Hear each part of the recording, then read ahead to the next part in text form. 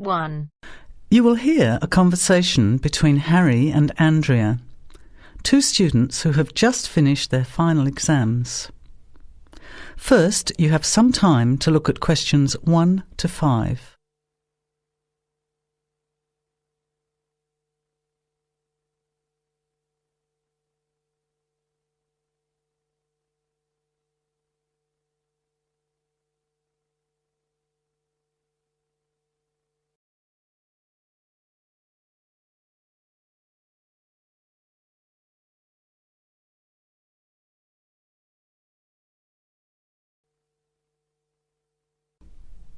You will not hear the recording a second time.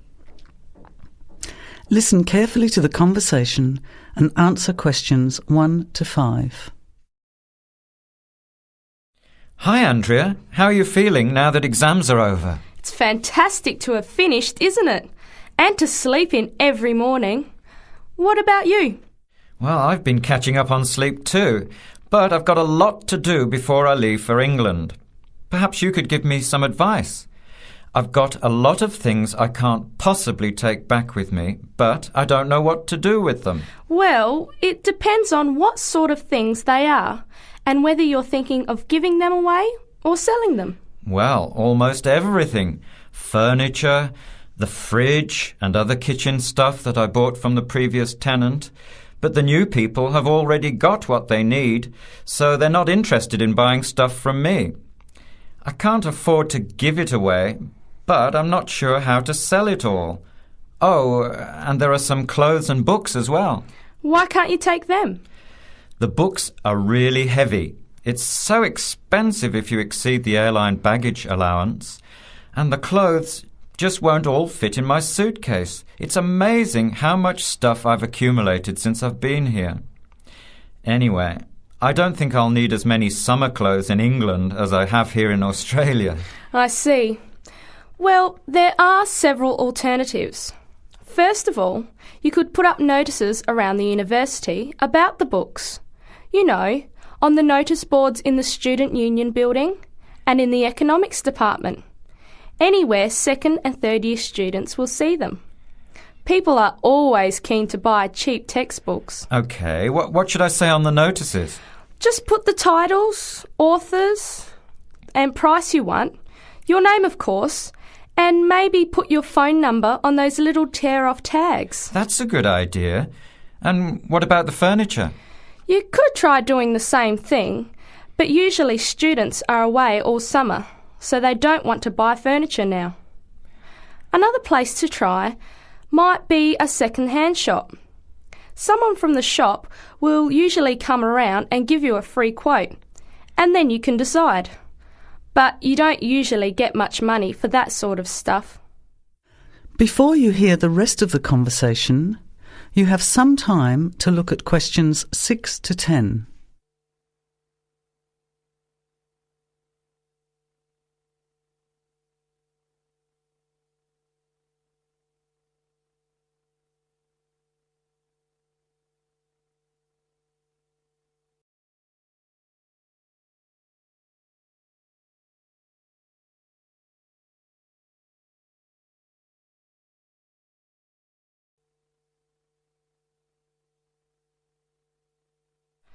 Another alternative is to put an advertisement in the Trading Post.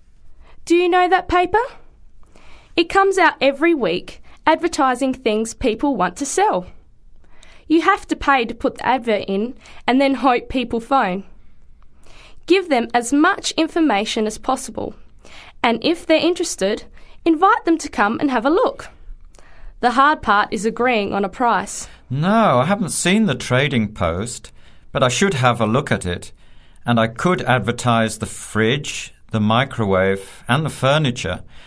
But the kitchen stuff isn't really that good. You know, old cutlery, a few pots and pans and some plates and things. What shall I do with them? Well, another option is to donate the kitchen things to a charity shop. You know, like the Salvation Army or St. Vincent de Paul. Why don't you get a second-hand shop to give you a quote first? Yes, I could do that. Find out how much they'll give me and then decide whether to sell them or give them away. But I've still got the clothes. A charity shop will take them too, as long as they're in good condition. And even though you don't get any money, at least you know that someone who really deserves some help has benefited. That's a good point. I'll advertise the expensive stuff, the furniture, and donate the clothes and kitchen stuff. Let's go and buy a trading post and you can help me write the advert. Well, actually, I'm interested in buying the fridge and the microwave, depending on the price, of course. OK, let's see how good you are at bargaining. That is the end of part 1. You now have half a minute to check your answers.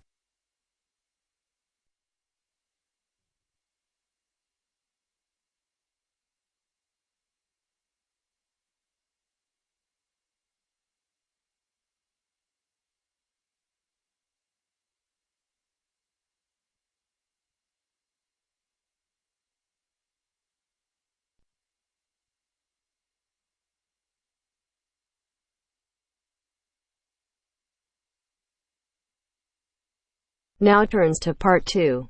Part 2. You will hear part of a podcast for visitors to the popular holiday region called the Trelaw Valley.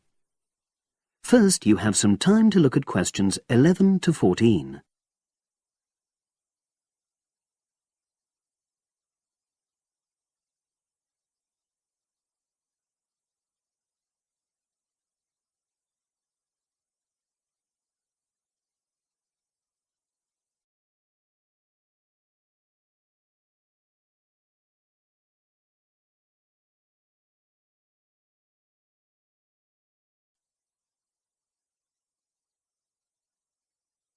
Now listen and answer questions 11 to 14.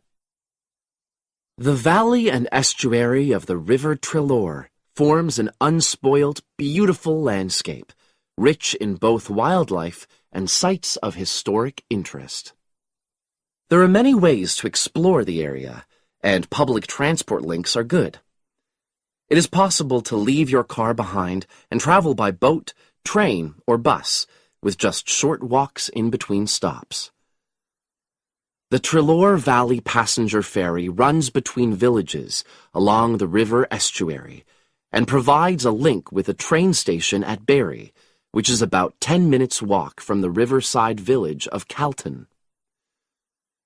In the past, the river was the main form of transport in the area, and as in the past, today's ferry service operates according to nature. The river estuary is tidal, and so the ferry timetable differs from day to day, according to the times and height of the tide. The ferry is also seasonal, normally running between April and September, depending on the weather. A timetable for the whole year can be downloaded from the internet by visiting www.trelawferry.co.uk.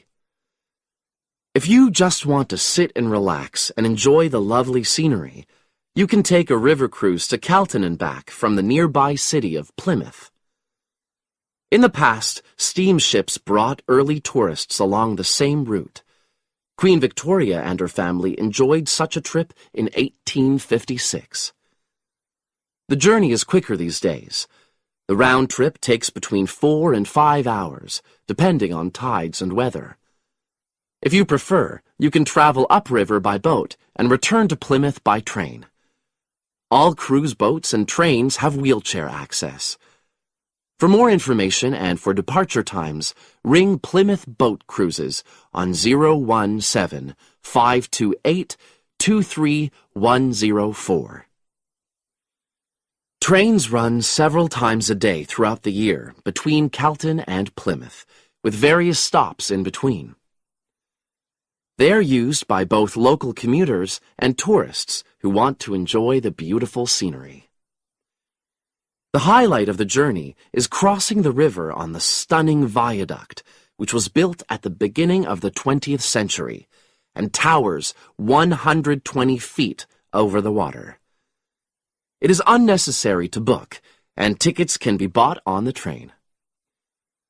For information about fares and timetables, contact National Rail Enquiries, by phone or online. The bus service in the Trelaw Valley now connects all train stations and villages in the area.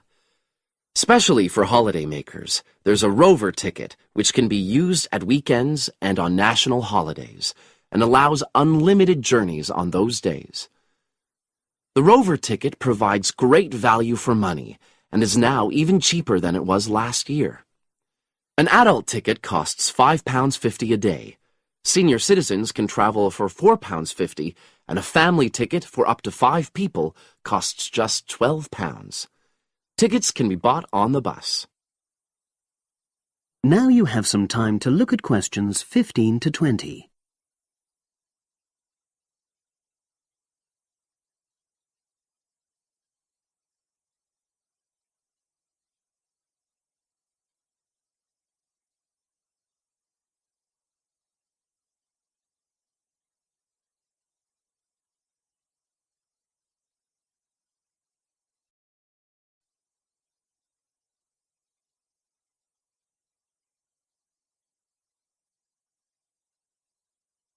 Now listen and answer questions 15 to 20.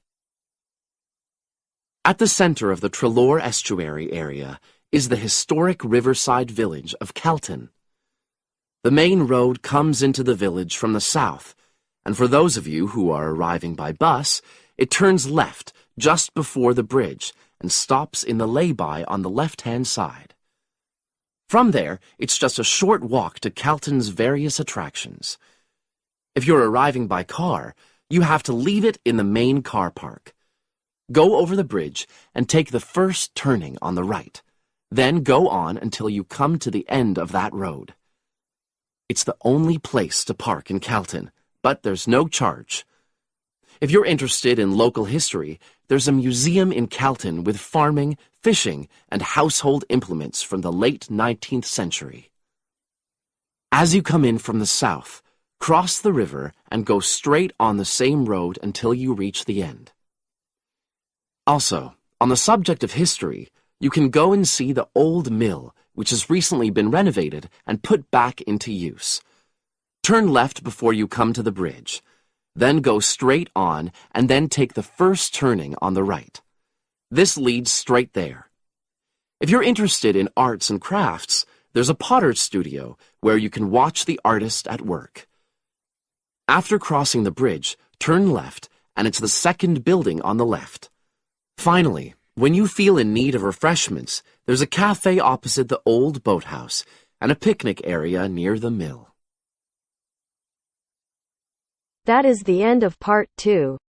You now have half a minute to check your answers.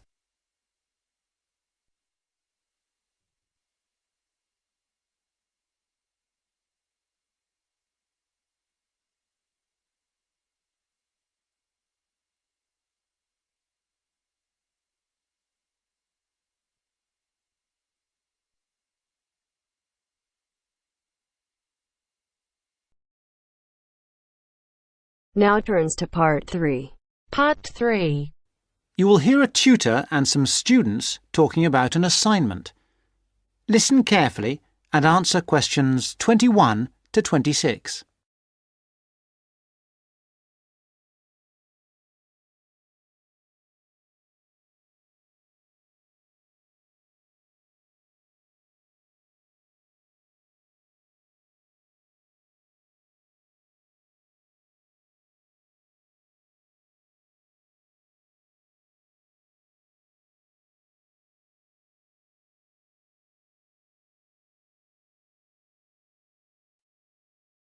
Come in. Sit down. Good to see you. Hello. Hello.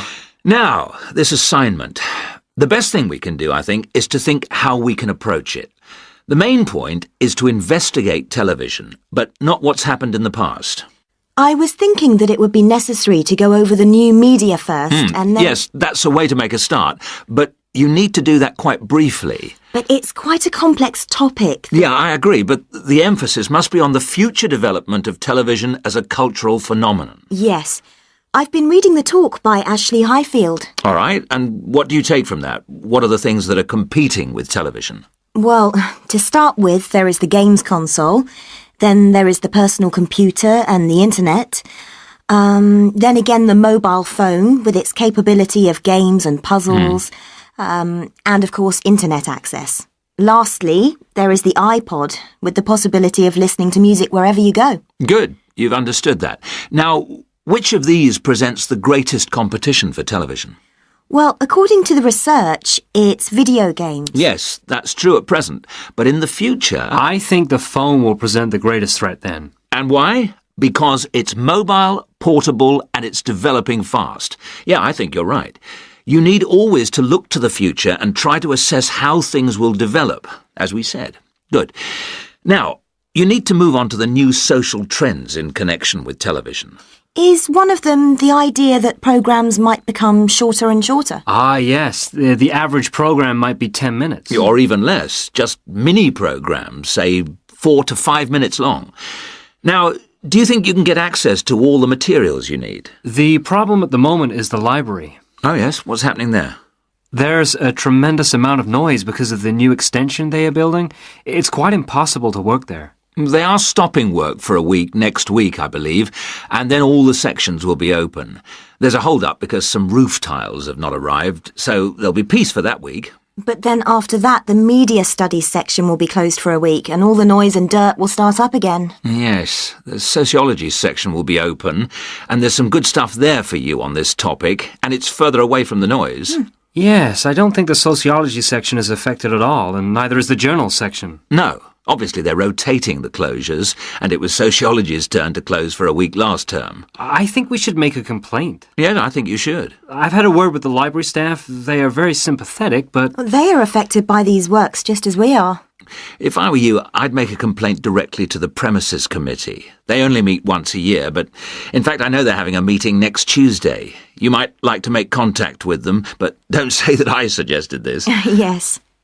But the Students' Union might be better since they are independent of the university. That's true, but I can't imagine that people haven't already approached them about this. Let's try the premises committee. Good idea. Why not? OK. Now, don't forget I need a copy of your dissertations by email and 2 copies in print, that is, on paper. If you give the reprographics office 24 hours' notice, they'll make copies for you. And if you give them my details, they'll send those copies directly to me. They won't send copies to you, so you'll need to take your own copy personally from them. Good. Any questions? Before you hear the rest of the talk, you have some time to look at questions 27 to 30.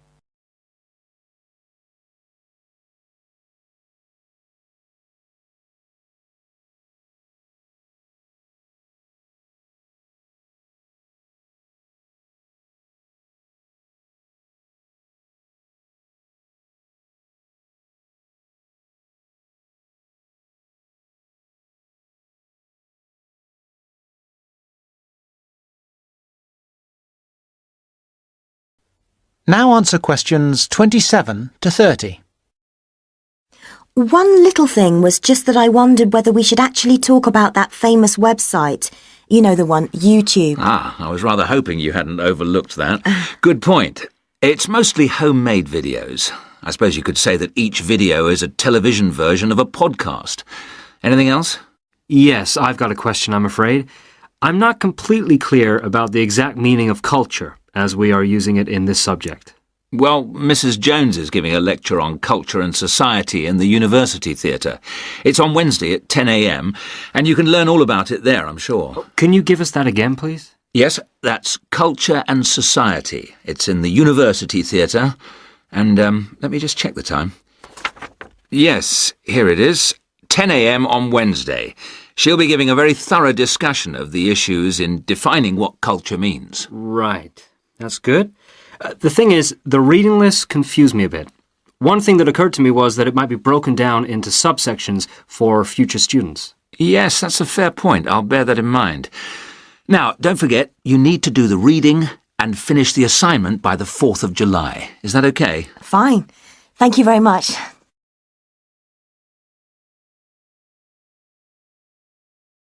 That is the end of part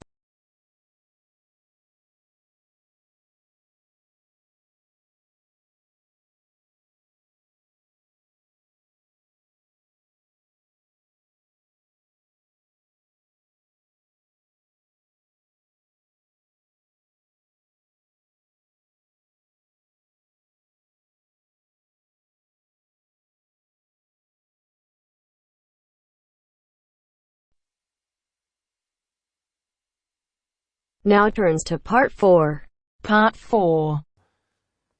You will hear part of a lecture on wildlife. Listen carefully and answer questions 31 to 40.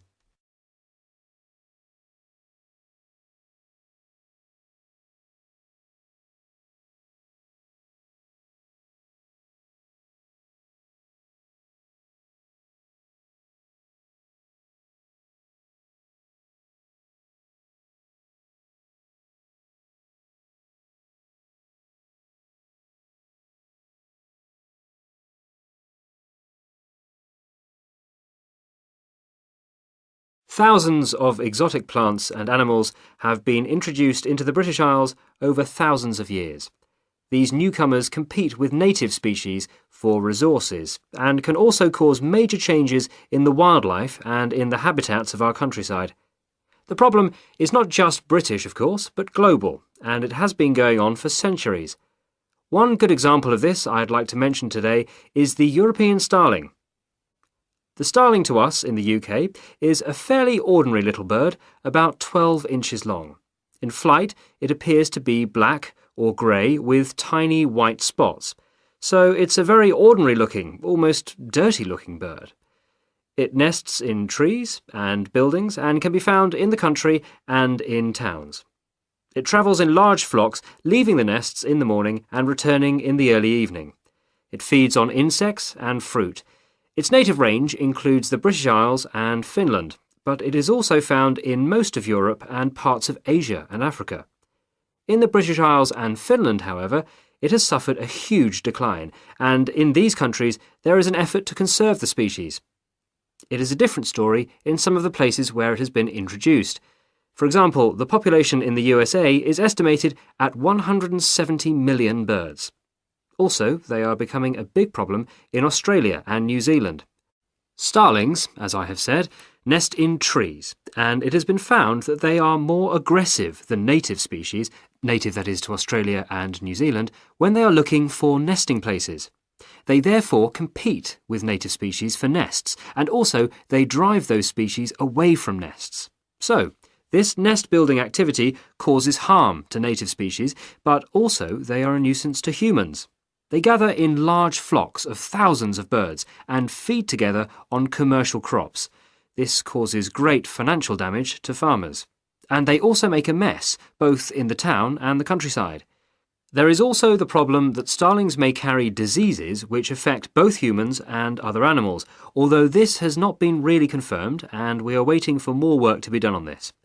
The question arises, what are we to do about foreign species which not only do damage to native species but interfere with human activity? We have three approaches in theory, but usually it is not a free choice between them. Usually we have to do the best we can and that money will allow. The best approach, of course, is prevention, and many countries have passed legislation which attempts to limit or prevent the arrival of non-native species in their countries. In particular, there are many international regulations on how and where ships may pick up and deposit water, and this is a major contribution to preventing the accidental transport of fish and organisms by ship, since accidental transport by ship is a frequent cause of fish and other creatures going from place to place. Ports also have special areas where water can be deposited, and many of them have treatment facilities to kill any foreign species that may establish themselves in their waters. For fish and organisms that live in water, these international regulations are useful, but obviously not all species can be dealt with in this way. Sometimes it is simply too late for prevention. Then we have to consider eradication or management. By management, I mean that we have to decide how best to live with the new creatures and how to keep their numbers down. However, this becomes not only a scientific question, it can be a matter of choice what population level of an invasive species we want to maintain. This choice involves costs. There is the cost of living with the species, and there is the cost of managing the species over time, and species management is usually a long-term business without any foreseeable end. However, there is not just the economic aspect to this question. We can also consider the ethical point. How should we treat animals which we have, sometimes deliberately, introduced into the environment? Is it permissible just to exterminate a number of them convenient to ourselves? The most important decision has to be made in the political forum, whatever considerations go into the making of that decision. These questions are relevant also to the approach of eradication, which is another option, but which does not have an encouraging history. Many attempts have been made to eradicate introduced species.